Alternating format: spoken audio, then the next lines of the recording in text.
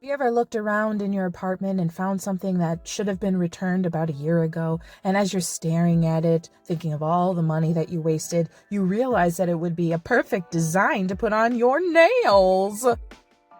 And that, my friends, is how I came up with this nail art design. If you'd like to learn how I did it, stick around.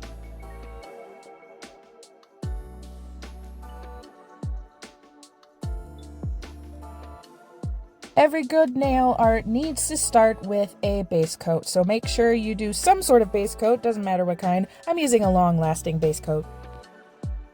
Follow your base coat with a light blue shade. And yes, I do see the hole in the paint on my pointer finger. Just act like that doesn't exist because you won't even notice it later because I fixed it. Usually when I make some sort of mistake, how I fix it is just lick my finger and then tap at it for a while. This nail art design uses a gradient, so you want to protect your skin. You can use liquid latex or tape, or not protect your skin and clean it up later.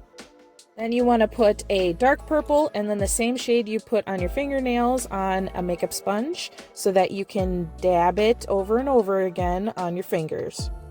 You'll probably have to do this a few times so that it's dark enough for you, and then you peel off the protection if you used protection, or you have a butt ton of things to clean up. Notice that I only have a little bit to clean up because I protected my skin.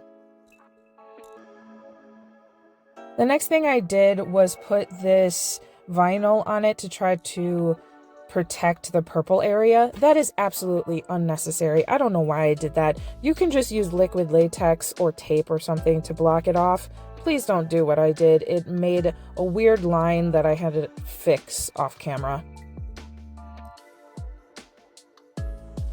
Then you follow the same steps you did before, except you do it upside down. I am realizing now that I didn't record myself putting top coat on before putting the nail vinyl on. Whoops! And also I'm putting top coat on when I don't need to put top coat. So after taking off the latex and everything, you don't need top coat. Don't do that. You can just start painting the tree. I'm using a thin brush and a navy blue polish. I wish I would have used acrylic paint instead because it's way easier to work with. This polish kept drying very quickly, so if I could give you a suggestion, it would be to use acrylic paint, but if you're going to do that, you will need a top coat, otherwise it won't work. As to my method, I was making a tree with a bunch of branches. It actually took me way longer than this video. I'm just speeding it up for you.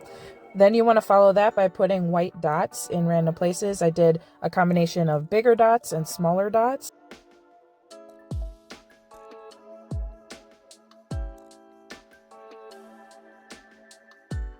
And then make sure it's fully dry before you put on a top coat, because if you don't, the white will get everywhere and it will ruin it and you'll be super mad.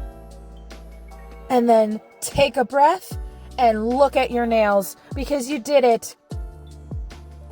It only took you like 2 hours, but you did it. And if you're wondering how I did it with my non-dominant hand, the answer is I didn't. I did a simplified version of it because there was no way I was going to be able to paint those trees with my left hand. Nope, nope, nope. And if you like the video, subscribe, make a comment, try the art and send it to me. Visit me on Instagram and TikTok, and I will see you next week with new art based on random things I find in my apartment. Bye!